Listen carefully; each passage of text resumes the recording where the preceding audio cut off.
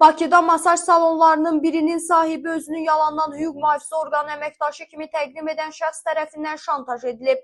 Məlumata görə həmin iş üzrə məhkəmə araşdırması başlayıb. İstintaq materiallarında yazılıb ki, təqsirləndirilən Səid Rüstəmzadə maraqlı üsulla cinayət törədib. O, Nəsimi rayonunda yerləşən masaj salonlarının birinin sahibinə özünü insan alverinə qarşı mübarizə baş idarəsinin rəsmi nümayəndəsi kimi təqdim edib.